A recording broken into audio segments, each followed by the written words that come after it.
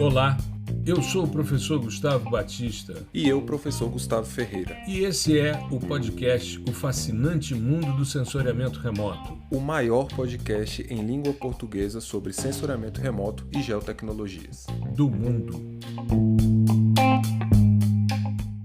Olá, nós estamos começando mais um episódio do podcast O Fascinante Mundo do Sensoriamento Remoto.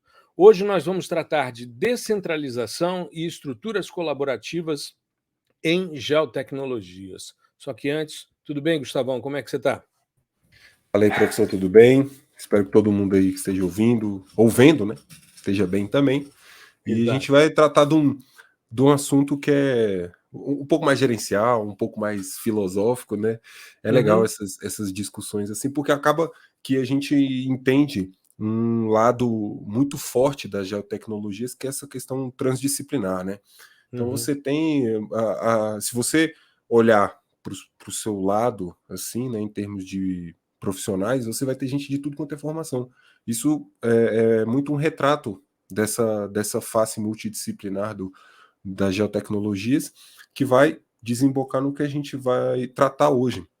Então uhum. a gente vai falar de coisas que estão, né, mais no campo gerencial, no campo conceitual, e que tudo isso reflete na nossa prática, no dia a dia. Embora a gente não perceba muito, né, as mudanças, então a gente vai falar aqui muito sobre a questão do mundo que foi inserido na internet, né?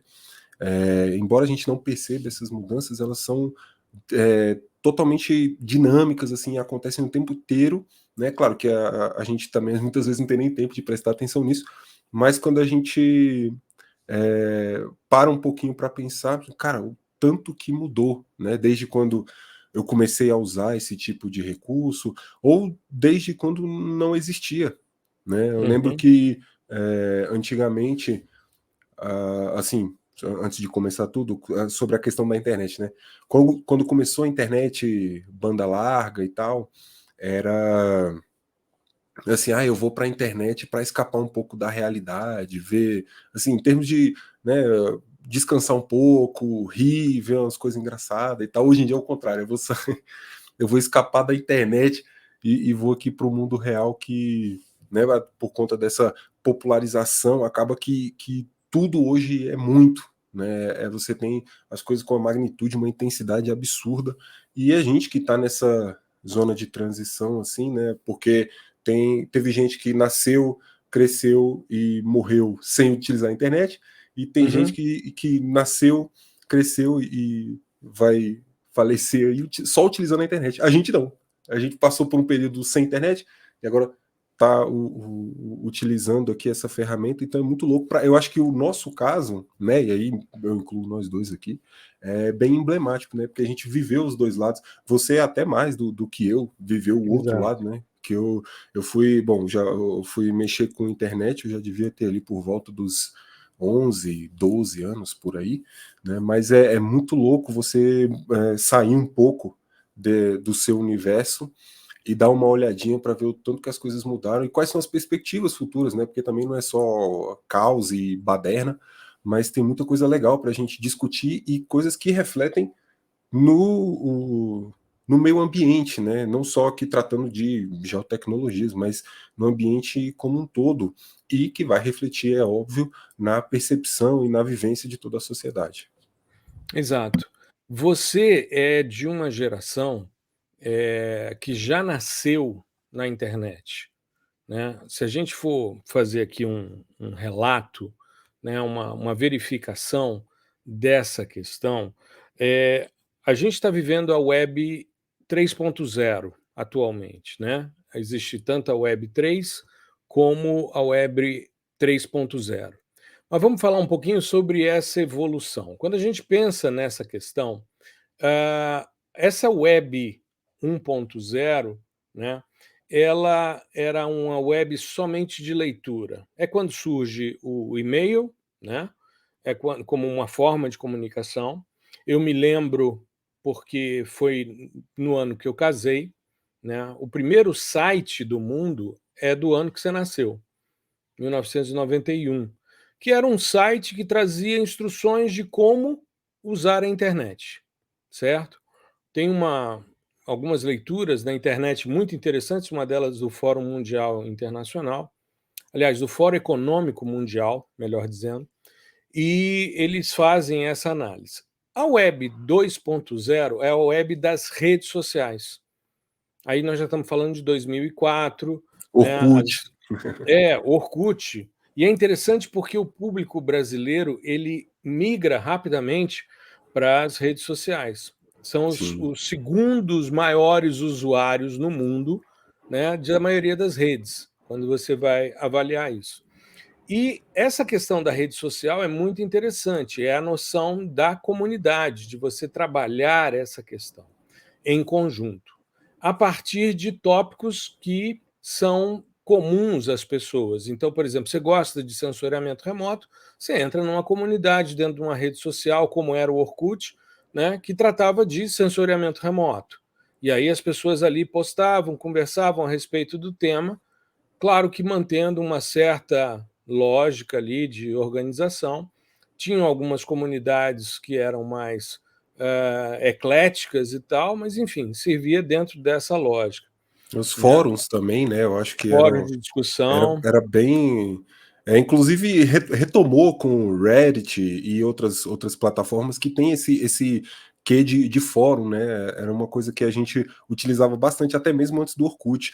E quando eu estava falando de ter vivido sem e com a internet, é na questão de acesso, né? Óbvio que a internet chegou Claro. bem antes de mim. Uhum. Mas o acesso aqui para a gente era assim, muito complicado. Eu lembro que um computador que eles chamavam de microcomputador, era um puta de um trambolho gigantesco, branco, né? Só tinha branco. Sim. Era assim, coisa de R$ 2.000 e o salário mínimo era cento e pouco, né? R$ 130. Então, cara, 10, 20 vezes o salário mínimo. Então era proibitivo, né? A tecnologia. Então, o meu acesso foi da transição da 1 para 2. Né? Uhum. Então eu peguei muito fórum, como eu gostava de computação, tinha o fórum mais para o pessoal, não de programação, mas era muito porque a gente gostava de customizar o PC, né, e dar uma Sim. mexida ali, então tinha o pessoal do clube do hardware, que eu acho que deve existir até hoje esse negócio, Eu me lembro, me que lembro. cara, eu entrava lá para tentar fazer overclock, sabe, do processador, tipo, meu processador era horrível, né? Aí você, não, quero rodar o joguinho e tal, vamos botar Botar para o bicho moer aqui. mais turbinado, né? É, bom para Turbinar o queimar. bicho. Isso era ótimo para queimar, né? Uma criança de 13 anos mexendo com uma coisa dessa. É. Mas eu entrava muito nesses de computação, né? Tinha também já assim um ensaio do que seriam os blogs, né? Uma página de uma pessoa e tal, mas o que Eu tive nos um anos blog. 90, eu tive blog para ensino. Uhum. Eu tive. E mantive até a minha volta para a UNB, isso em 2009, um pouco antes, mas no início dos anos 2000 eu tinha blog para fazer, para cada disciplina minha, eu criava uma página, ali eu postava alguns textos e pedia que os alunos lessem, se manifestassem, aquilo compunha a nota dos caras, né? Uhum. Mas Não, era uma ferramenta formidável, assim, para a época, né? Era absurdo. Isso. Eu também acessava alguns, assim, sempre para essa área de computação e tal. Até então, 12, 13 anos, eu ainda não tinha esse interesse pelas ciências da Terra, né? Era Uhum. mais ciências no geral, assim, eu gostava bastante de astronomia e tal, essa coisa toda. Então eu lia muito sobre isso, né? Lia também esses de ensino, mas era mais para a escola, né? Então, de matemática, essas coisas, porque na escola mesmo eu mais bagunçava do que estudava. Aí eu passava, tinha um dever de casa, eu ia atrás, assim, mas era muito acessível, é claro, tinha toda aquela questão de ser, como você mesmo falou, estático, né? Um CSS, um HTML, acho que nem tinha CSS, tinha um HTMLzão cru ali, tudo feio, parecia um trabalho de escola mesmo, né? De adolescente, mas era o que tinha, e pra gente era maravilhoso, era muito doido, né? Eu lembro que Exato. eu ficava, cara, como que isso é possível, assim, você divulgar, enfim, colocar coisas aqui, figuras, né? Aí depois veio a questão de você inserir vídeos também, isso foi muito louco. Uhum. E só foi evoluindo, né? E Exato. eu peguei de fato mais a explosão das redes sociais, né? Que Orkut, MSN também, essa coisa. Né? Então eu utilizei, eu entrei bem aí, que foi quando eu tive, na verdade, uma internet melhor. Que aí eu consegui utilizar.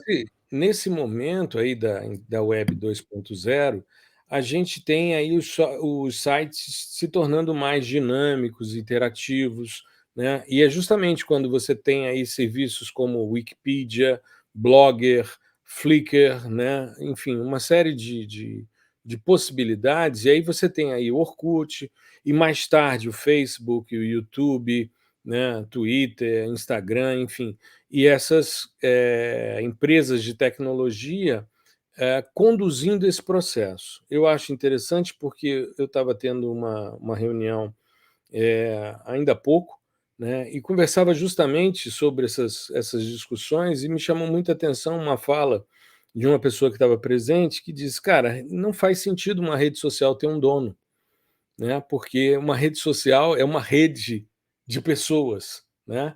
Ah, mas tem que ter a tecnologia e tal, mas isso, a tendência é que isso se descentralize de alguma forma. E aí a gente começa a discutir aí o que seria então a Web 3.0. Essa Web 3.0, e aí a gente começa a ver que ela é uma forma muito associada principalmente a questão da inteligência artificial. A gente vê aí uma série, se a gente acompanhar agora, do início do ano para cá, a quantidade de postagens que a gente encontra nas redes sociais falando sobre ferramentas de inteligência artificial para resolver todos os problemas do mundo é imensa. E isso é uma questão muito interessante porque as coisas vão se popularizando. Ou seja, por que de repente um chat GPT tem a velocidade de acesso de mais pessoas ingressarem, agora o Bard, né, da Google? Enfim, né, a gente começa a ver uma discussão muito intensa sobre como a inteligência artificial pode ajudar, auxiliar a sua vida, né? Isso cada vez mais você vai desenvolvendo estruturas alternativas, vai treinando melhor para que os sistemas funcionem melhor. Me lembro, já comentei isso aqui no podcast, mas eu só para lembrar para quem está agora, para lembrar isso e para trazer para quem não ouviu na época, quando o Google Maps começou a fazer rota, né, quando a gente traçava, eu quero ir de tal lugar a tal lugar, eu fiz um teste, porque eu ia para a Flórida de carro. Né? Eu ia chegar na Flórida, ia alugar um carro e ia me deslocar por lá. Então, em 2005, na época do furacão Katrina, um pouco depois, já era o furacão Rita, que estava assolando os Estados Unidos quando eu fui para lá, e eu coloquei no Google, né, como seria. Só que eu coloquei Brasília, Orlando. Eu ia sair Brasília, Rio, Rio, Miami. Em Miami eu pegava um carro e ia dirigindo até Orlando, que eu ia levar as crianças para Disney. E me lembro do Google fazer todo o roteiro, só que ele dizia, ele ia dizendo, em tal lugar você vira à direita, em tal lugar você vira à esquerda, tem um, uma praça de pedágio em tal lugar, não sei o quê. Ele ia te informando tudo, mas quando chegou no Rio, ele disse, vá a nado até Miami. Eu falei, vai ficar um pouco cansativo, e nadando, levando os meninos, né? Vai ficar Pois um é, pouco e as cansativo. crianças? Pois é, eu fiquei pensando nisso e ia ficar um pouco cansativo. Mas isso é justamente reflexo de uma rede de inteligência artificial sendo treinada. Sim, sim, sim. A mudança ao longo do tempo, né? Inclusive, só Exato. abrir um parêntese técnico aqui rapidinho, Uhum, que esses algoritmos de rotas, né? Eles uhum, são baseados, a maioria deles, é claro, com algumas diferenças, numa coisinha lá do século XIX, sabe? Chama Taxi Cab Geometry, né? A geometria do taxista, que é uhum. um modo de você calcular distâncias que é um pouco diferente do que a gente está habituado, né? Distância euclidiana e tal. E a geometria do taxista foi utilizada na Google, né, para fazer esse lance de rotas, depois no Uber, Waze, né, agora eu não sei se continua, provavelmente não, deve ter alguma coisa muito mais sofisticada, mas é um negócio que vem lá de trás. Então, Sim. é muito doido a gente pensar que tudo isso que a gente está vendo agora, né, e para a gente é absurdo, assim, foi pensado, mesma coisa das redes neurais, pô, 1950, 1940 você tinha modelos ali matemáticos de redes neurais, né? Então, e hoje é um boom, é uma coisa absurda. Todo mundo fala de redes neurais e tal, tal, tal. Até quem nunca viu uma, quem não sabe nem do que se trata. Então, assim, Uhum. e são coisas que estão presentes aqui no nosso dia a dia, e às vezes a gente nem percebe, que é o que eu falei Exato. dessa percepção da evolução, né? Eu, assim, eu te falar que eu nunca parei assim para caraca, a gente evoluiu pra caramba, desde a época lá que eu tava no MSN e tal, colocando subnick e musiquinha que eu tava escutando na hora. Uhum. Mas foi assim, uma evolução brutal, se a gente considerar o intervalo de tempo, né? E tudo isso com as bases que foram traçadas lá atrás. Então você pega pô, a teoria da comunicação, né, entropia de Shannon e tal, essa coisa toda que veio de muito antes, e agora que a gente está conseguindo não só aplicar, mas disseminar. Eu acho que o mais Uhum. legal é isso, é essa disseminação de conteúdo, o acesso, né, das pessoas. É claro que a gente ainda fala, representa uma bolha, né? Existem pessoas que não têm acesso ainda, mas que comparado com os anos 2000, por exemplo, é assim, é um abismo, né? Hoje em dia, cara, a maioria da população tem um smartphone e tal, tá tudo ali, inclusive tem rede neural, algoritmo de rede neural rodando ali e tal. Você tem celular com placa de vídeo, né? Tudo Uhum. miniaturizado, então você tem literalmente o mundo, né, nas suas mãos aí, como dizer para citar um teórico da geografia famoso, David Harvey, né, é a compressão do espaço-tempo nas suas mãos. Então, hoje em dia, Exato. você pode acessar o mundo inteiro inclusive, andar pelo mundo inteiro com um dispositivo nas suas mãos. Né? Você pode pegar um Street View aí e sair explorando o mundo. Você pode falar com uma pessoa lá na China em tempo real. Então, assim, Uhum. isso a gente não, pelo menos eu, né, nunca parei para pensar. E a Sim. gente simplesmente deixa o negócio acontecer.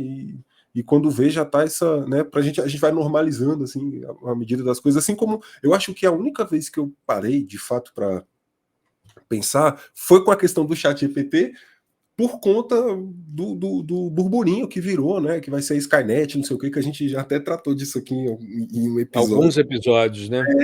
Tipo, agora acabou meu emprego, acabou minha vida, não sei o quê. Fazer um bunker e ficar esperando o mundo acabar. Só aí, né? Então, pô, isso eu já tenho que. Só de formado eu tenho quase 10 anos, né? Então, Uhum. pelo menos uns 15 anos trabalhando com isso e só agora para fazer, caraca, o negócio tá. Mas tem um ponto aí que você tocou que eu acho que é interessante. Agora a gente começa a popularizar. Sim, sim, a E quando as disseminação. pessoas isso, e quando as pessoas passam a ter acesso, isso se torna uma cultura. Isso é muito interessante, né. Você trabalhar com essa popularização.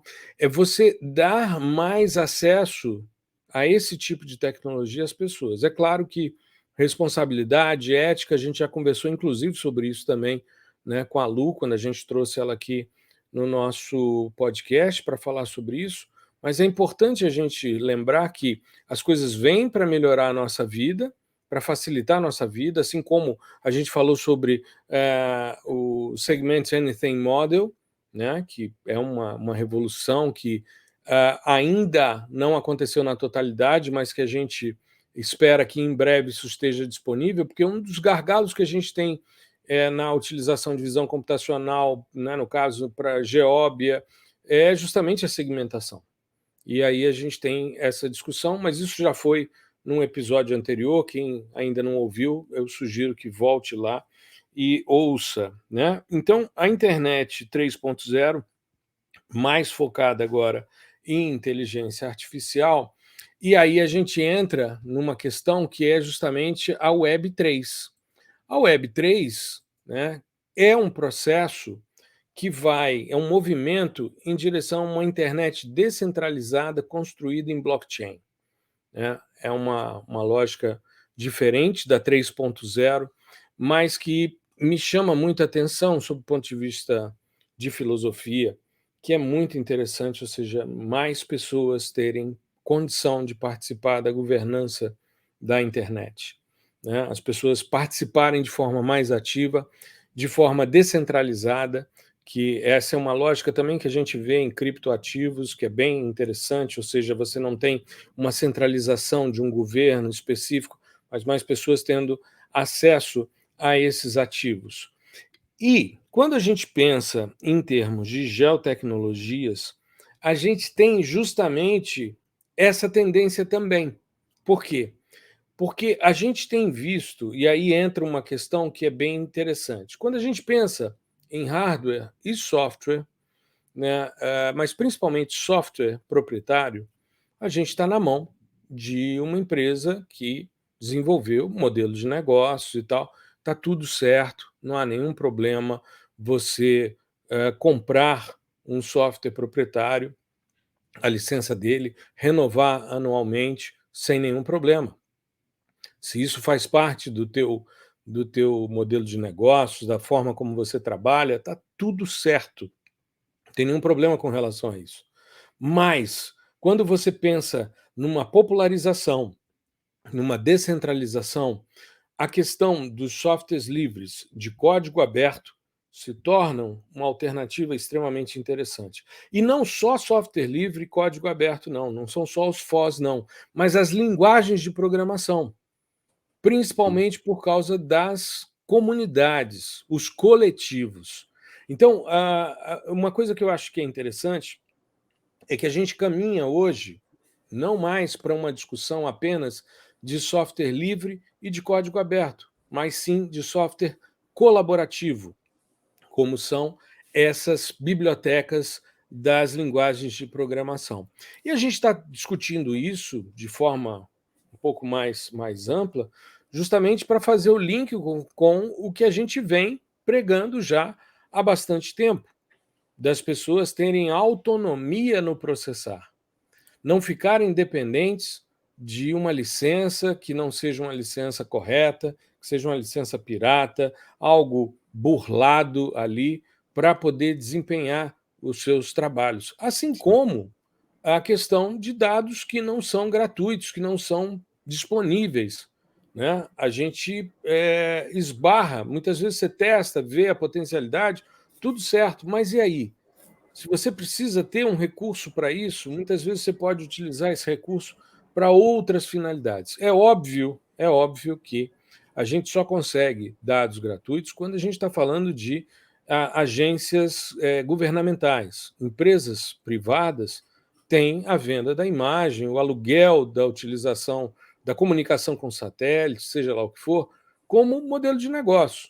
E está tudo bem, a gente está trabalhando dentro de uma economia em que as pessoas podem propor essas questões. Eu acho que a popularização se dá quando as pessoas lá nos rincões mais distantes conseguem, de repente, baixar os seus dados, acessar. E quando a gente fala de Web 3.0, a gente está pensando em internet 5G, disponível para todo mundo, o que ainda não é uma realidade, mas uma internet ágil, juntamente com inteligência artificial, para que as pessoas possam cada vez mais produzir, processar e entender, monitorar, entender o espaço, enfim, consumi-lo de forma mais adequada.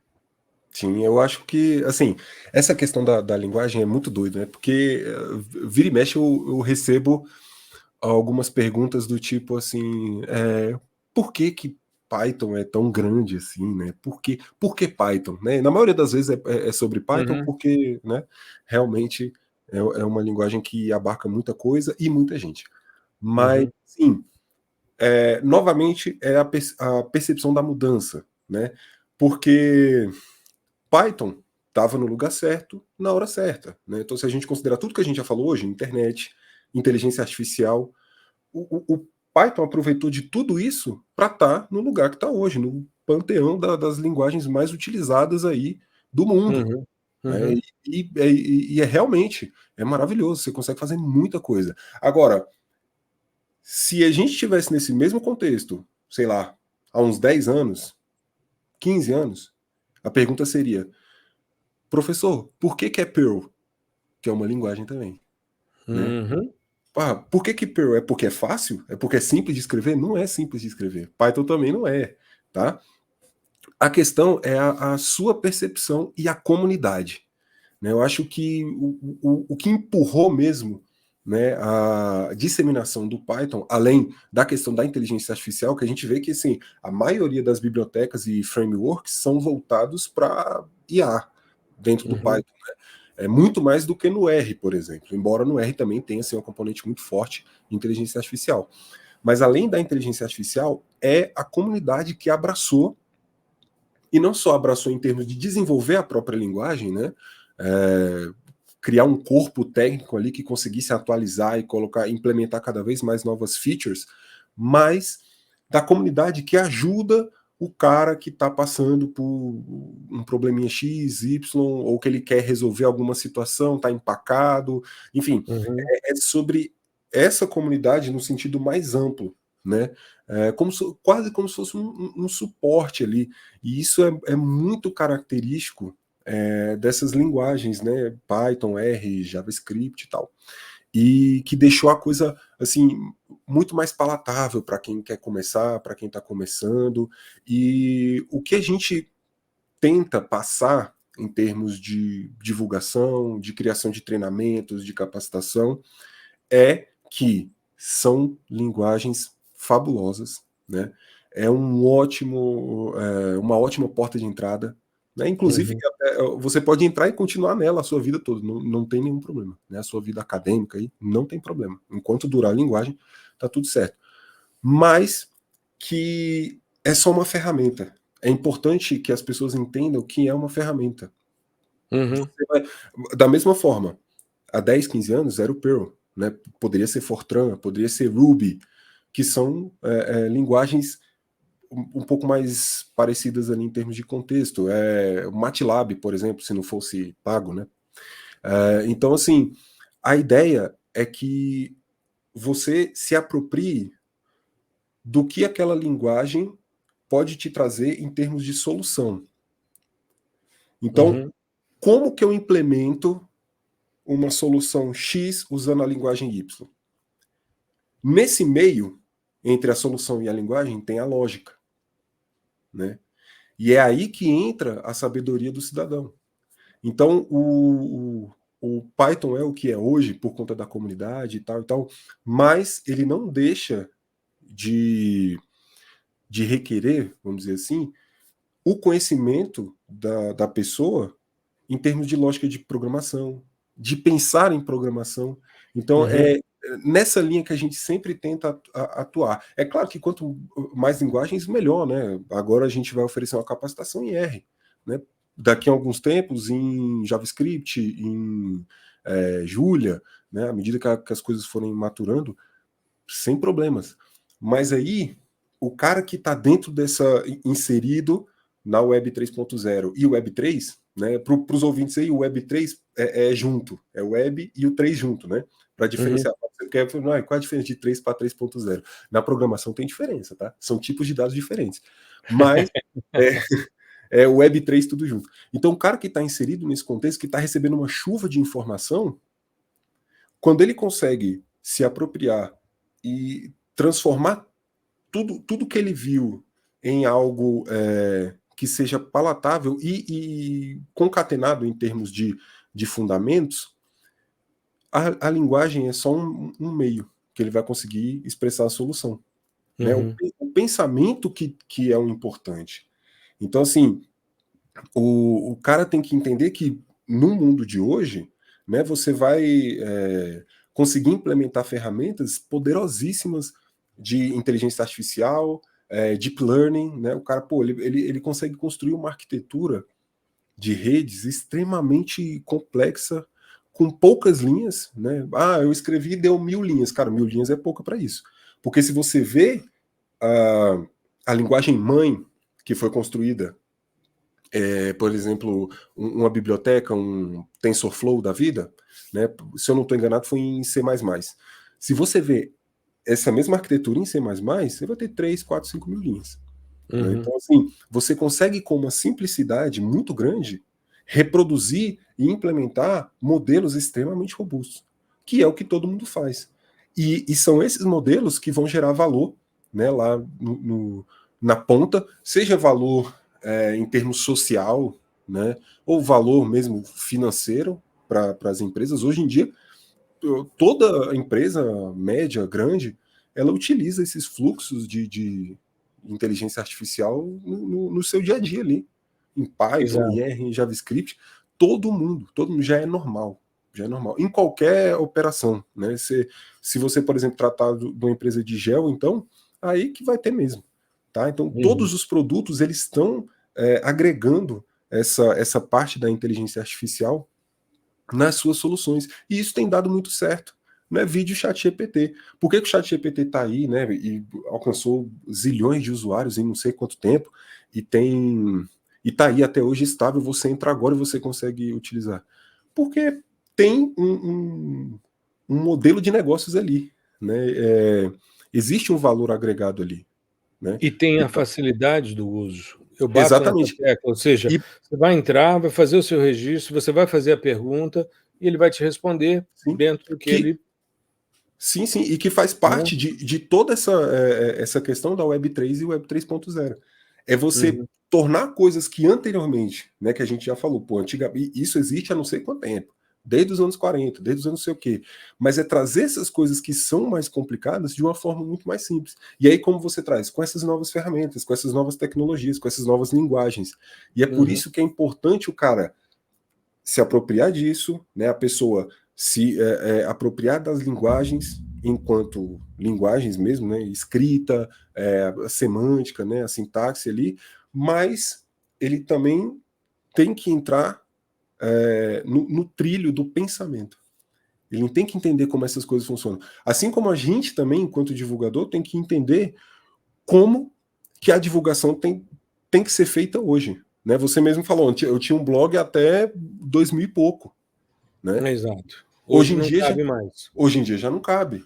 Hoje em dia, Hoje é o podcast, é é o o Instagram. YouTube, é o Pois é, Instagram. quem diria quando o Instagram entrou, né, na jogada aí, quem diria que a gente estaria divulgando ciência no Instagram, né? Uma No coisa que, TikTok, no pois é, TikTok, isso para no mim é mais TikTok. emblemático.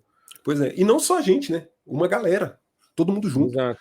criando uma rede onde todo mundo se apropria, onde todo mundo tem pelo menos a possibilidade de poder também divulgar e se apropriar de outros conteúdos, enfim, e poder gerar, né, agregar algum valor, seja em termos locais ali, né, no seu pequeno ciclo, ou em termos globais também. Exato, exato. E é interessante porque cada vez mais essas coisas vão se ampliando. Eu vejo, por exemplo, hoje a potência que é o QGIS. Se você pensar 10, 15 anos atrás, não era, não era, né? E hoje você tem isso graças a quê? A um desenvolvimento constante, não só de uma rede de colaboradores, mas também de uma série de plugins que são gerados para suprir demandas, para Exato. ajustar, né? E os mais variados, ou seja, surge lá o SAM, você tem um plugin sendo feito. Ah, tem uma limitação? Tem, a gente já falou sobre isso aqui. Mas tá lá. A hora que a limitação for vencida, isso está sendo avaliado. E uma grande vantagem, aqueles plugins que vão se popularizando, eles passam a ser depois estrutura nativa do Sim, software, né? E você veja, você não tem nesse caso, você não tem um governo por trás, é diferente de um Snap. Você tem uma agência espacial europeia. E aí você vê o seguinte, quando você vê, vamos pegar o problema que a gente teve com a API Python do Snap no, no, no curso de no, radar, né? no curso de radar, exato.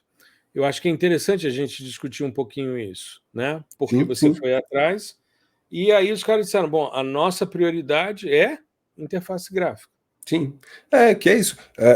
Não tem como você querer divulgar, disseminar, e num contexto consolidado, você querer virar sua atenção para um outro que ainda é um nicho se comparado com o que já está consolidado. Por Mas quê? é emblemático, desculpa te interromper, mas é Sim, sim. emblemático perceber que a API Python foi uma movimentação não do Estado, não da União Europeia, não da Agência Espacial, mas sim do coletivo, Sim, sim. dos Foi. colaboradores. Ou seja, mesmo uma estrutura que é estatal, mesmo uma estrutura, no caso, né, a Agência Espacial Europeia, porque a gente fala de comunidade europeia, são vários países envolvidos, mas mesmo nesse caso você vê o quê? Uma comunidade propondo e mantendo uma estrutura. Que aí, de Exatamente. repente, dá um problema, aí quando você vai buscar, os caras dizem, a nossa prioridade é a interface gráfica. Aí você percebe que se a ESA tivesse a preocupação com a API Python também, isso já estava resolvido. Com certeza, com certeza. Mas E, é, você tem e um coletivo conduzindo esse processo. sim, e tem assim N ramificações. Por exemplo, essa questão ela é muito particular de uma ramificação, que é você Uhum. utilizar a API Python do Snap dentro do Google Colab, que é uma nuvem, né? Exato. Um browser ali. Então você. Olha quantas camadas a gente já escalou. E quem Uhum. fez essa integração de encapsular a coisa ali para você conseguir rodar no Google Colab foi uma pessoa só. Então o cara pegou ali e, cara, provavelmente ele estava estudando alguma coisa de containers, né? Que aí eu vou abrir outro parênteses técnico, que é a API Python, ela é servida no Colab via container, né? Pelo Docker. Fecha parênteses. E provavelmente o cara estava estudando isso, e ele, pô, acho que eu posso Não, mas, exercitar mas, isso. mas traduz, que você jogou alguns nomes de chiclete aqui, eu acho que é importante você traduzir para a É, nossa é tipo, audiência. é tipo assim, não tem aquela máxima na minha máquina roda?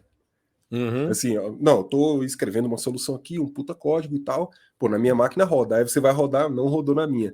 O container, ele dá uma encapsulada na aplicação, na biblioteca, enfim, seja lá o que for, de modo que quando você abrir esse cara na sua máquina, tenha todos os parâmetros, todas as variáveis de ambiente, né? Tudo setado bonitinho, da mesma forma que foi setado na minha máquina. E aí a gente uhum, acaba com esse problema de só roda aqui no meu, que é o Windows 11, aí no seu, que é o Windows 10, não vai rodar. tá. Algo desse sentido. E aí, dessa forma, a gente pode servir também para o Google Colab. E o cara Uhum, provavelmente estava estudando esse tipo de conteúdo, né? Ele, pelo que eu li lá no GitHub e tal, ele é da parte de geologia, e aí devia estar estudando esse tipo de coisa. Falei, cara, vou tentar. Pum. Aí fez, atualizou uma vez e depois deixou meio de lado. E aí eu perguntei para o pessoal, falaram que não é prioridade e tal. E qual é a minha ideia? Que é muito nesse sentido da gente conseguir ir evoluindo, né, por meio da comunidade. Cara, assim que eu tiver um tempinho, que é coisa rara, mas acontece, eu mesmo vou pegar esse negócio e vou atualizar, né? Eu vou fazer o que a gente chama de fork, né, lá no GitHub. Então, vou pegar tudo que o cara fez e, bom, ele fez, rodava no Python versão tal, tal, tal. Aí eu vou portar isso para o Python mais novo, para a versão mais nova do Colab, essa coisa toda. E eu mesmo vou fazer ali e vou servir da mesma maneira que ele fez. Porque é assim que uhum, as coisas são, né? Inclusive, se alguém estiver ouvindo aí e quiser também me ajudar, sem problemas, eu tenho todos os links aqui, eu mando para vocês e a gente vai construindo isso junto. Porque demanda um certo tempo e tal, mas a minha ideia é essa, né? Se, cara, até o final do ano aí esses caras não falarem nada, eu vou tirar um tempinho e vou fazer isso. E é assim que tem que ser. uhum. Porque ainda que seja uma comunidade super ativa e tal, as pessoas também têm outras tarefas, né, outros projetos. E às vezes aquele projeto que ela fez ali foi, igual eu falei, às vezes o cara estava estudando aquilo, fez por hobby. Uhum. Né? Ou de repente não é uma prioridade agora, tem coisas Exato. mais, demandas mais prioritárias, né, para serem Às vezes ele resolvidas. tá, pelo que quando eu vi na primeira atualização, ele estava no doutorado ainda, então provavelmente, pô, o cara tá super enrolado e tal. Mas aí vem outra pessoa, cara, não, beleza, eu manjo disso aqui, eu consigo ajudar e assim vai caminhando, né? Quando Uhum, vamos supor que eu faça essa atualização, quando eu não puder mais, outra pessoa vem e faz. E assim vai indo, assim a gente vai conseguindo encaixar essas pecinhas, sabe? Como se fosse um Lego, né? E no final a gente tem uma super escultura, uma coisa muito legal, que traz bastante valor, né? Quantas e quantas vezes a gente, quando aconteceu esse problema, a gente não viu lá na nossa comunidade, no Discord, o pessoal falando, fui rodar aqui no Colab, e isso é porque a gente tem uma aula também específica para o cara rodar na própria máquina, que funciona, Exato. que funciona. Aí o cara, todo mundo quer rodar no Colab, porque todo mundo quer utilizar o que a maioria das pessoas está utilizando. Né? Pô, eu quero usar a Sim, computação em nuvem, eu quero usar o recurso dos caras e tal, não sei o que, eu quero entender como funciona.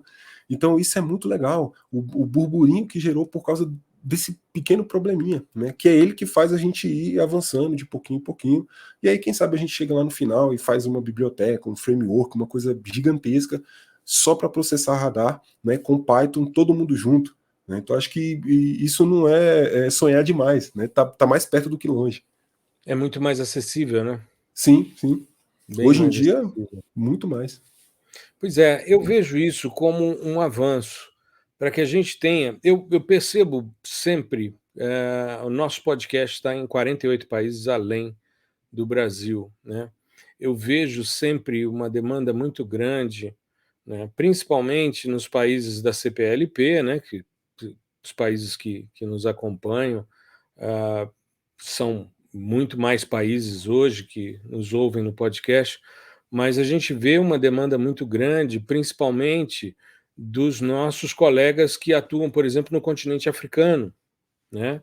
Tem uma demanda muito grande por conhecimento, por acesso à informação, ao acesso gratuito a essa informação. E me deparei já por diversas vezes, em vários contextos de live que a gente fazia, às vezes com diferenças de fuso horário grandes, como nós tivemos o caso de um colega cabo-verdiano que estava na China e que eu entrei às 5 da tarde, numa segunda-feira, para falar do Cibers 4A, e ele entrou e interagiu no chat, e eram 4 da manhã em Wuhan, né? E eu perguntei, cara, mas o que você está fazendo aqui agora? Eles precisam usar esses dados, preciso ter acesso a eles. Então, botei o despertador para ver a sua live, né? Então, eu vejo isso como um processo de democratização das geotecnologias. Cada vez mais a gente vai caminhando nesse sentido, da gente ter uma divulgação e principalmente a liberação de materiais gratuitos dentro de uma perspectiva de criar mais cultura. É óbvio, né? A gente tem as formações que são pagas e elas têm custo, e a gente utiliza essa estrutura toda para poder fazer todas as movimentações.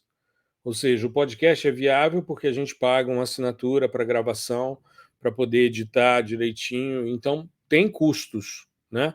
Mas a gente pensar também, e isso é uma coisa que me move muito desde o início, que é justamente a gente divulgar cada vez mais e as pessoas terem acesso a isso. A lógica de tutoriais, por exemplo, um dos vídeos mais vistos no nosso canal é como baixar gratuitamente imagens. São 40 minutos mostrando os principais portais e dashboards de dados gratuitos para as pessoas se apropriarem, baixarem, né? Aliás, essa semana fui fazer um download de uma imagem no portal do INPE e ele estava fora do ar porque foi invadido, né, por um hacker.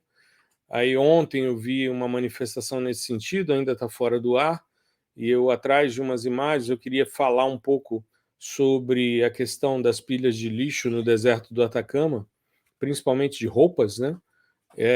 E queria fazer um levantamento, uma discussão nesse sentido, então eu queria pegar uma imagem do Cibers 4A, daquela região ali no Uhum. deserto, O para maior mostrar. lixão do mundo, né? Uma coisa assim. Exato. E é uma quantidade imensa de roupas que são mandadas pelos países desenvolvidos, algumas novas ainda, outras já descartadas, mas enfim, isso fica ali, né? Então, porque eu fui procurado também por uma aluna que quer fazer mais à frente o seu mestrado na área de sustentabilidade, né, comigo, e dentro de uma perspectiva de trabalhar essa discussão da sustentabilidade do setor fabril, da produção de roupas e tal, porque é um problema, principalmente quando você tem materiais sintéticos que demoram muito tempo, né, centenas de anos, muitas vezes, para serem degradados.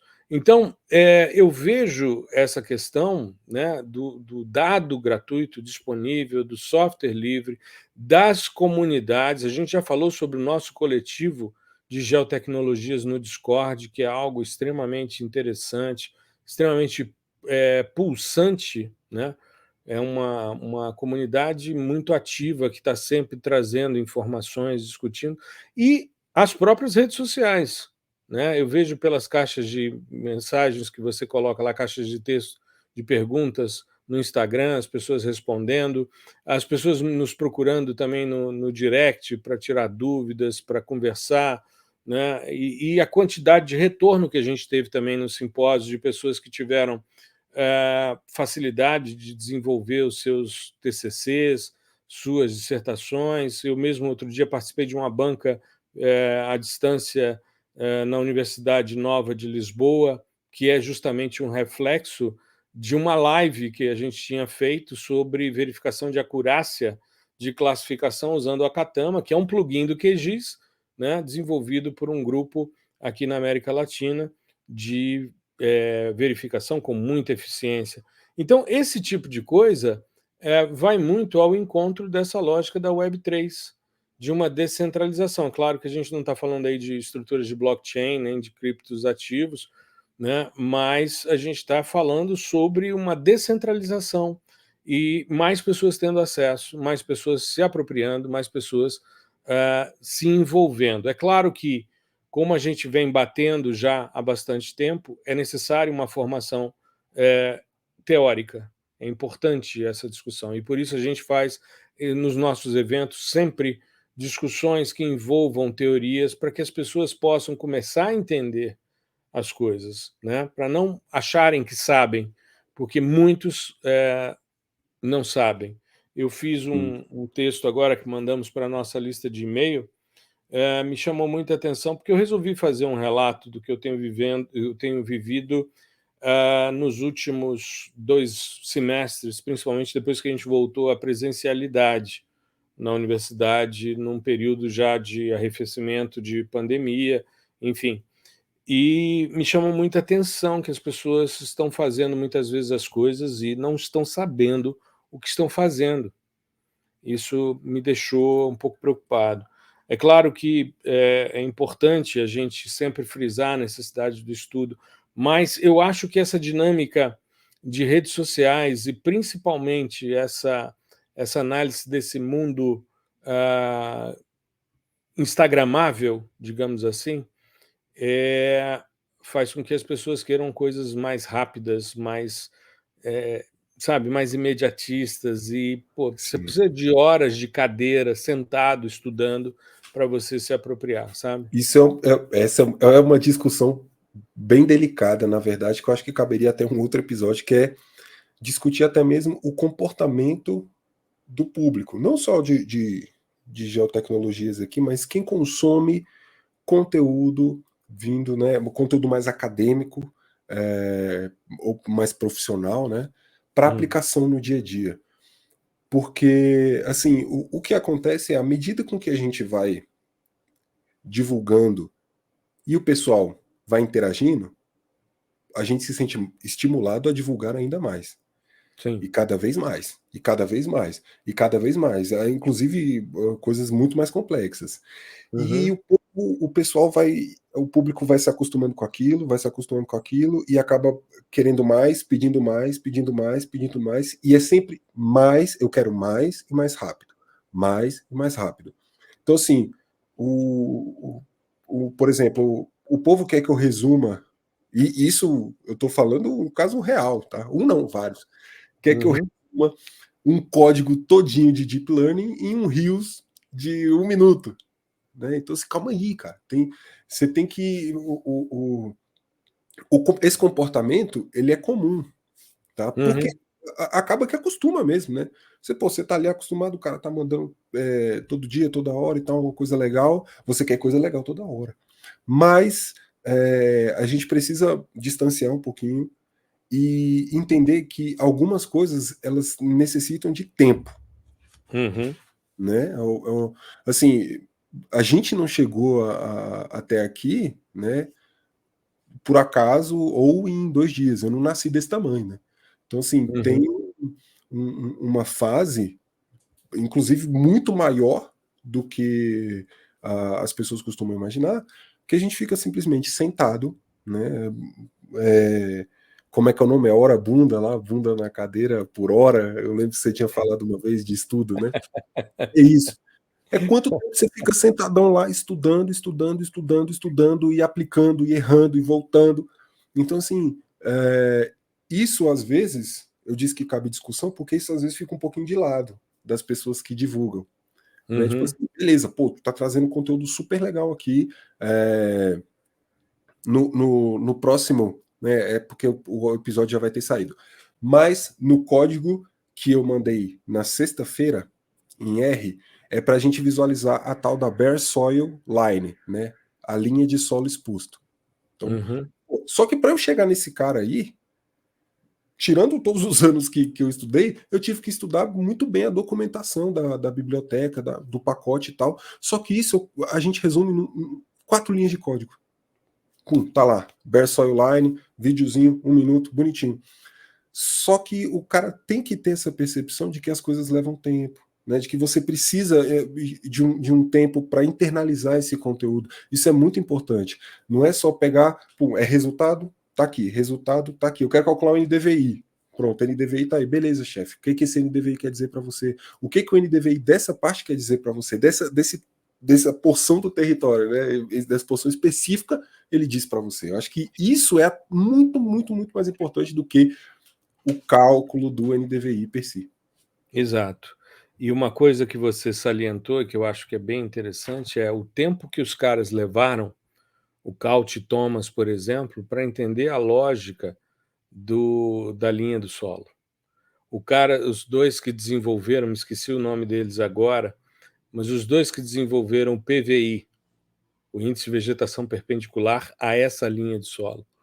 Então, eu me lembro quando a gente foi estudar Couch e Thomas para entender threshold cap, a gente tem toda uma análise do ciclo vegetativo do trigo em ambientes de solo claro, em ambientes de solo escuro, para ver como o pixel caminha ao longo das fases fenológicas para chegar ao desenvolvimento de um índice. Então, veja, você disse, eu precisei ler a documentação durante um tempo para entender e chegar a 4 linhas de código. E o tempo que os caras ficaram observando o comportamento espectral de uma cultura para poder dizer é assim que funciona e vai ser assim que a gente vai modelizar esse tipo de informação, sabe? Então, eu vejo isso como um processo de construção e que me preocupa quando eu participo de uma reunião, como participei outro dia, com o pessoal da área de educação, e a pessoa que estava conduzindo a palestra disse: hoje o tempo de retenção que as pessoas têm assistindo o vídeo é de 7 minutos.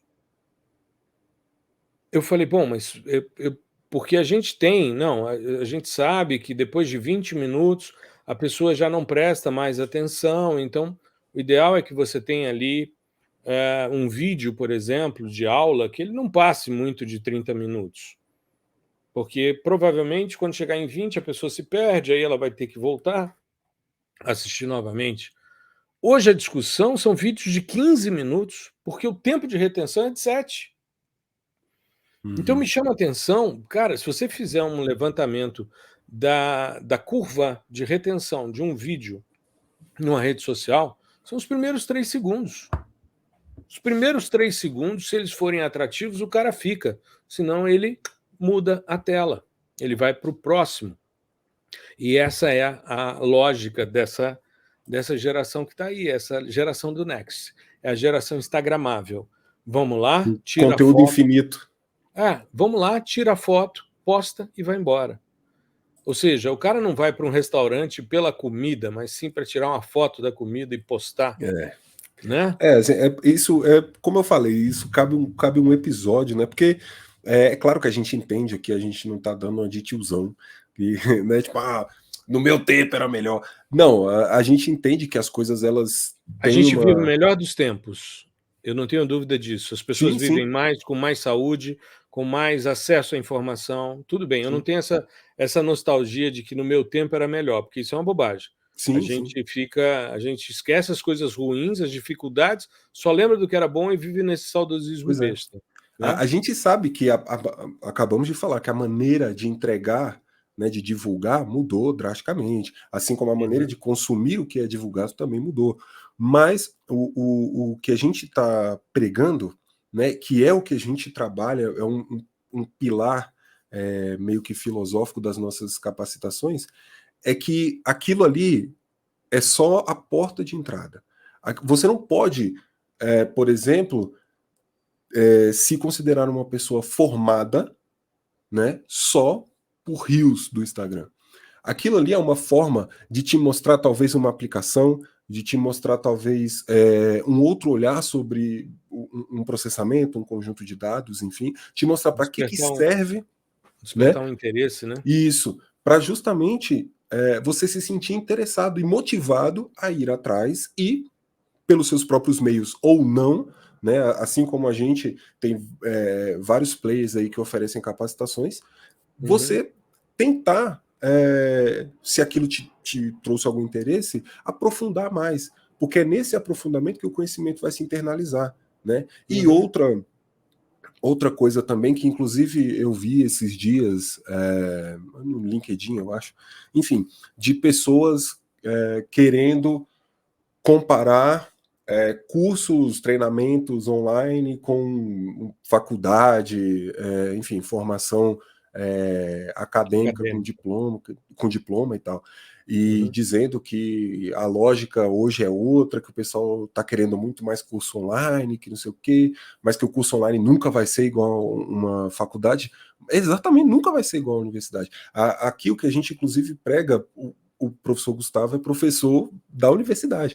A gente uhum, sabe que não tem, não é um substituto, tá? Inclusive a gente fala isso.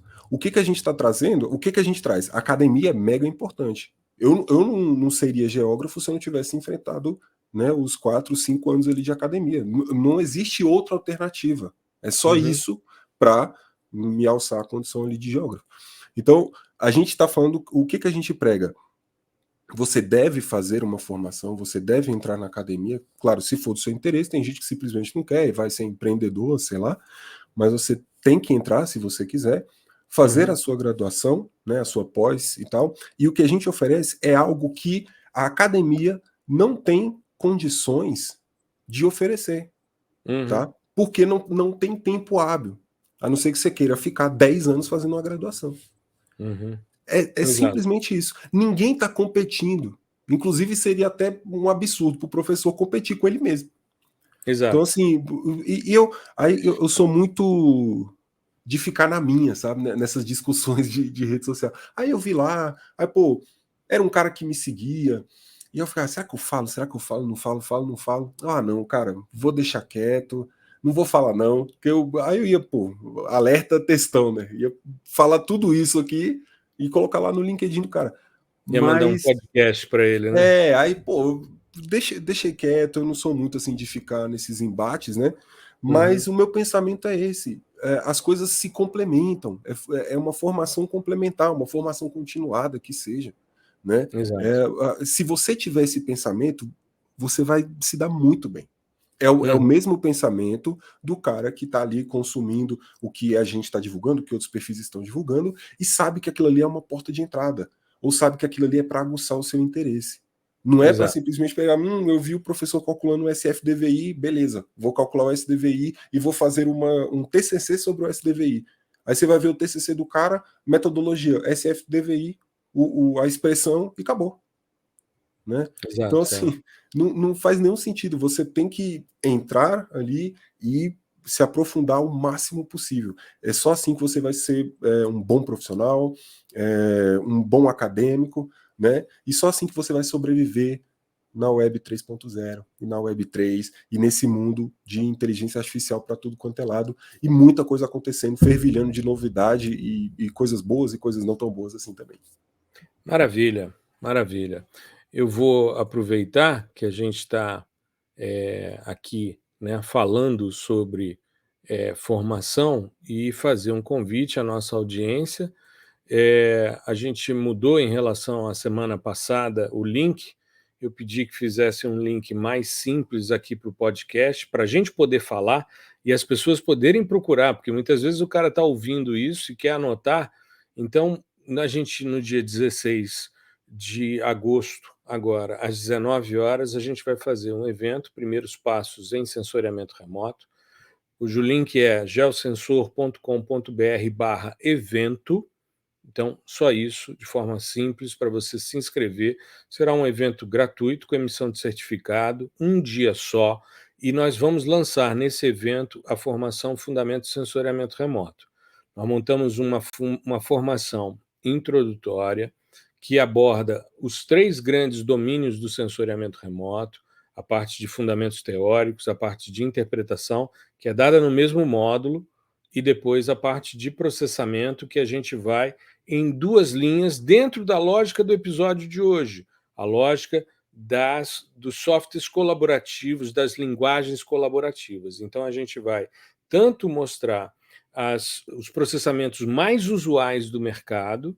Se você souber, você resolve boa parte do que vai ser demandado. São processamentos simples, mas que vão até os índices espectrais, né? E nós vamos abordar isso também em linguagem de programação R. E eu queria que o Gustavo comentasse aqui o porquê da escolha do R, já que a gente tem uma formação consolidada em Python, que toda semana tem gente perguntando e entrando, né, pedindo link para ingressar. Ontem mesmo entrou mais um estudante nessa formação, o PDI Py, que é um sucesso em termos de formação e de aceitação por parte do público. Pois é, a primeira é por conta da nossa experiência, né, em termos de mercado e academia, e da própria experiência programando a linguagem. É uma linguagem que ela é mais acessível. A comunidade é tão grande quanto Python? Não. Mas você consegue performar muito escrevendo pouco. É o que a gente sempre fala aqui. Então é ideal para aquele cara que a gente quer atingir, que é o cara que, cara, não sei nem o que é R. Para mim é só uma letra. Né? Igual esses dias, ontem eu postei uma pergunta sobre ponteiros, né? Ponteiros é um tema da programação e tal, super interessante, tal, meio complexo também. Aí o cara, e eu tinha ficado um tempo sem postar, né, perguntas. Aí o cara, pô, você voltou com tudo, hein? Ponteiro para mim era só o do relógio. Então, assim, às vezes a gente quer esse tipo de pensamento. O cara, o R para mim é só uma letra, não faço ideia, nunca peguei, não sei programar. É isso mesmo. Porque para essa galera que não tem nem noção do que é programar, né, do que é você escrever um script e tal, automatizar um processo, a linguagem R funciona muito bem. Né, porque aí o cara ele vai tendo resultados ali, escrevendo linha a linha, pô, uma linha o cara já tem um mega resultado, então ele se sente estimulado a continuar. E como a gente sempre fala, é só uma ferramenta. A ideia é que você, cara, vá para o Python, vai para o Julia e tal. E o outro motivo é o pessoal está pedindo. Né? Então a gente mede, o nosso termômetro é muito a audiência. Né? Então, cara, eu recebo toda vez que a gente faz lançamentos aqui e tal, que até então foram com Python. Aí o pessoal, cadê o curso de R? Curso de R, quero R. E o curso de R, cadê? E não sei o que, cadê? Então, a gente também pegou esse lado, né? Porque o R, principalmente do pessoal das ciências biológicas ali, ele está bem presente. Então, eu acho que a galera queria incorporar, né, também esse conhecimento já adquirido na graduação para migrar ali para o sensoriamento remoto. Então foi basicamente isso, a nossa experiência, a nossa vivência dentro do contexto da linguagem e também a audiência. Maravilha. Então, lembrando aqui a inscrição, geosensor.com.br/evento, e aí você consegue se inscrever. Estava vendo você falar aqui do R, é só mais uma letra, né? Aí o cara pensando, pô, eu não aprendi nem o A, nem o B, nem o C, eu já vou direto para o R, né? Isso me lembrou um grande amigo já falecido, o professor Perseu. Perseu era um um cara fantástico, assim. Ele é citado pelo Odum em Fundamentos de Ecologia, uma das maiores referências em ecologia de ambientes desérticos, e foi o cara com quem eu aprendi estatística inferencial. Ele, enfim, nós tivemos uma empresa juntos quando eu era da iniciativa privada, né? Eu tinha uma empresa com ele e com outros colegas de inovação na área de negociação tecnológica, principalmente na área ambiental. E o Perseu dava uma aula de estatística num curso, e uma vez ele disse: gente, isso daqui a gente resolve por regra de 3. E aí o cara virou e disse: professor, eu acho um absurdo, o senhor não explicou nem a regra de 1, nem a regra de 2, já está indo direto para a regra de 3, entendeu? Então eu acho Exatamente. que eu tenho que cumprir as etapas. Da mesma forma, vamos explicar primeiro a linguagem de programação A, B, C, para Não, depois chegar no R. e Né? deixa eu te falar que a R é derivada de uma outra linguagem que é a S. E tem Olha aí. C, tem F, tem B. Então, se a gente for ter a sopa de letras, o alfabeto inteiro. Tem que ser o alfabeto todo. Né? Maravilha. Muito bem. Eu acho que podemos encerrar o nosso episódio 187, em que nós falamos sobre descentralização e estruturas colaborativas em geotecnologias. Falamos aqui sobre hardware, software livre de código aberto, né? E falamos também sobre a questão dos softwares proprietários. Lembramos das fases da web, web 1.0, web 2.0, web 3.0 e web 3, a descentralização baseada em blockchain, o que é algo extremamente importante para aumentar a governança da internet e as pessoas terem mais acesso cada vez mais. É claro que dentro dessa Web3, a necessidade de uma internet 5G, melhor dizendo, e a possibilidade também de cada vez mais popularizar-se inteligência artificial de forma ética, de forma correta, é fundamental para que as pessoas tenham acesso a esse fervilhar tecnológico que a gente vive hoje. Tá legal? Exatamente.